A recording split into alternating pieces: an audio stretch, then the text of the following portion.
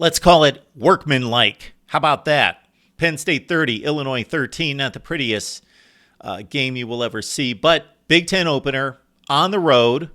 And Drew Allar's first start on the road in the Big Ten with everything on his shoulders. All right, so Penn State wins it.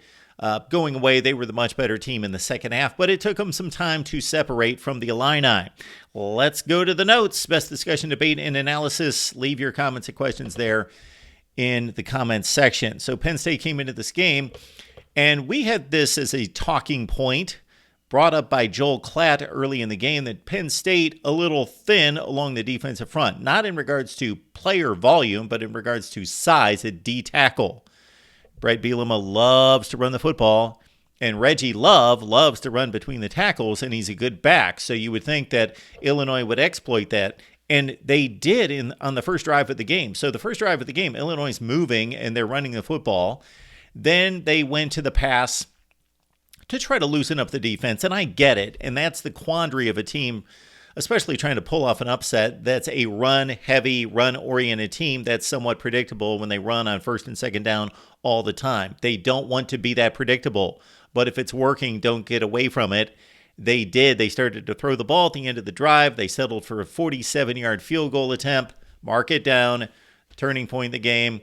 Illinois could have went up 3-0. They miss it, or they could have continued the drive for a touchdown, and things fell apart from there offensively. But Illinois' defense hung in this game. Penn State, a couple 3-and-outs early. Malik McClain looked like he was a bit lost. He wasn't a impact player at Florida State.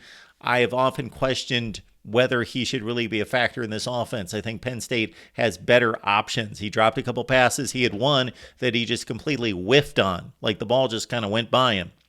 One catch, 6 yards for Malik McClain. Dominic DeLuca had a forced fumble in which it was textbook tackle coming from the backside and wrapped up the ball carrier, knocked it out of his hands, and Kobe King with the recovery at the Illinois 43. And that would be the story of the game, really, certainly the first half. 3 consecutive Illinois drives ended in turnovers, and you can't do that when you're trying to pull off an upset of this magnitude. Beautiful throw by Drew Allar in what could have been a touchdown to Katron Allen. He dropped it in the bucket, and I'm not talking about from 25 yards away, like from short range, just lollipopped it. Now, that was a difficult catch, especially for a running back, and Katron Allen did not hang on to it, but that was an exceptional throw from the clouds from Drew Allar. Give it up for Illinois. They lost their defensive coordinator, Ryan Walters. They lost 3 NFL draft selections in the first 3 rounds, and that's big for Illinois. A first-rounder, second-rounder, third-rounder. They had the number 1 defense in the nation, statistically, not the best defense in the country, but statistically number 1, and a legitimate top 10 defense in college football last year. And they lost all of that, and they got torched at Kansas last week for 523 yards. They were lost in that game. They were out of position all the time. They looked slow-footed against that Kansas offense. And they came back and they played, and they kept having to come out onto the field after Illinois, the offense, would give up the football, and they continued to hold. They had a great goal line stand. The rush defense was exceptional in this game. I don't know what the final stats were, but the rush defense for Illinois was exceptional in this game. They may have given up garbage yardage when it was out of hand late, but Johnny Newton, wow, that guy's a beast. He was pushing the pocket. He was all over Drew Allar. He was stuffing the run, forced a field goal out of the gate. Penn State led 3-0. Next drive,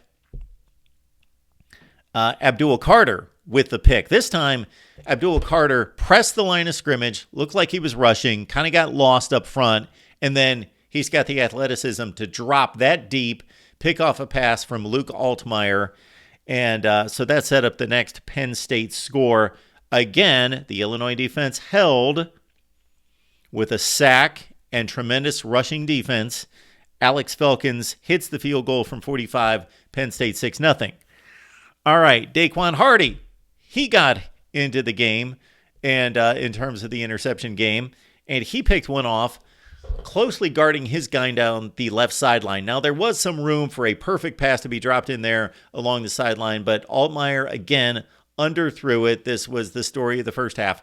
Underthrew the pass, and Hardy made a great turn on the football. As soon as he turned his head, the ball was right in his face mask, and he caught it for the interception at the Penn State 43. So great defense. We talked about this all offseason, that Penn State probably is the most complete defense in the country. Defensive line, linebackers, secondary on all three levels, arguably top 5 units on all 3 levels. Next series, Aller missed Keandre Lambert-Smith, not in regards to missing on a throw, but he just didn't see him wide open, just didn't stay with him long enough. And eventually, though, they continued the series. Kaytron Allen carried the Illinois safety Barnes into the end zone, and Penn State led 13-0. Aller on the next drive, I don't know if this has come up. I don't know if there's been any kind of issue or any report late in the game on this, but hit Johnny Newton's helmet on the follow-through on one of his throws, and that certainly didn't look like it felt good. And then Johnny Newton, we got to give it up for this guy. Jerzon Newton, Johnny Newton, he's one of the best players in college football. He dominated this game as much as he possibly could from his tackle position. He blocked the field goal from Falcons to keep Illinois within 13-0. Meanwhile, next drive, Illinois finally started to get something going, and it was kind of ironic that as soon as Penn State got a hit on Luke Altmaier, and he was hobbling, he looked like he should have come out of the game, stayed on the field, tried to work it out, but he was hobbling like seriously, but he was making his best throws after he got hurt. Great pass route combinations that started to get some guys open downfield. Altmaier made some throws.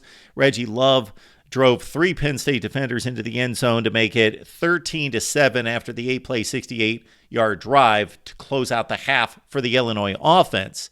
Now, if Illinois could have made it to the locker room at 13-7 with all that momentum from finally being able to put together a drive, but they gave Penn State too much time, Aller made that tremendous throw to Liam Clifford down the right sideline that set up the touchdown in Penn State, or the field goal for Penn State, 16-7 going into the locker room. And really, although the Penn State offense had 3 consecutive 3-and-outs, or at least punts, with only maybe 1 first down in the third quarter, this was all about the Penn State defense dominating Illinois, and it was about Altmaier maybe not quite being ready for this kind of defense. He looked awful at times. One sequence in which Illinois could have made it a 16-14 game, threw a great pass to Isaiah Williams. He's got the arm talent, got down to the Penn State 25-yard line, and then boom, awful decision the next play, and Johnny Dixon made the pick. That was just a terrible throw behind the receiver. It was late. It was everything you don't want from your quarterback. And so Illinois is 25 yards away from making it 16-14 in the third, but that was the end of the ball game right there. The Penn State pass rush took over from there. There was another interception from Cam Miller on a 3rd and 19. Luke Altmaier throwing the ball down the sideline. He's being flushed going left, which is difficult to throw for a right-handed quarterback. Plus, that's not his game. Plus, he's only going to pick up about 5 or 6 yards on a 3rd and 19. He throws it anyway late. The sideline's a defender. Cam Miller picks it off.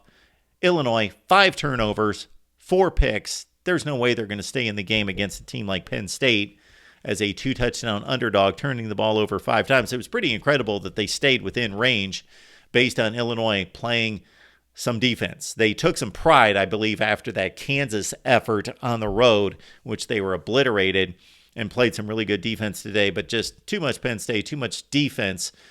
Trey Potts got into the game. This was one of the more interesting transfers from a year and a half ago, that Trey Potts, who was a player at Minnesota, got carries, got into the had 100-yard games at Minnesota, would come to Penn State to sit on the bench. But, hey, threw a touchdown pass in this one. Penn State wins it 30-13. All right, the look aheads. Iowa coming to Happy Valley. And no, Iowa's not going to threaten this Penn State defense, but the Penn State offense better be ready for the Hawkeyes, one of the elite defenses in college football. Usually, in recent years, maybe they're not quite as good this year, losing Jack Campbell and some other pieces on defense. We shall see. I think it's going to be a fascinating matchup, and I predicted that this would be maybe a trip-up spot for Penn State. Not that I'm picking Iowa, but aside from the Ohio State-Michigan power struggle there with Penn State in the Big Ten Eastern Division, if there is a trip-up spot, even though it's at home, Iowa coming to town, always difficult to deal with. Penn State has learned that in its history against the Hawkeyes. Your thoughts about Penn State football going forward? Illinois looks like a fringe bowl team. Doesn't look like a factor in the West, but then again, Wisconsin went to Washington State, lost by 9 points, and Nebraska's a train wreck, and Minnesota's going to North Carolina. Not that that factors into the division race, but it's obviously not a strong division, so maybe Illinois can get back into it after the back-to-back losses. All right, your thoughts mostly about Penn State and whether this was some warning signs that we saw today or a workmanlike road effort in the Big Ten. Right here at the Voice of College Football.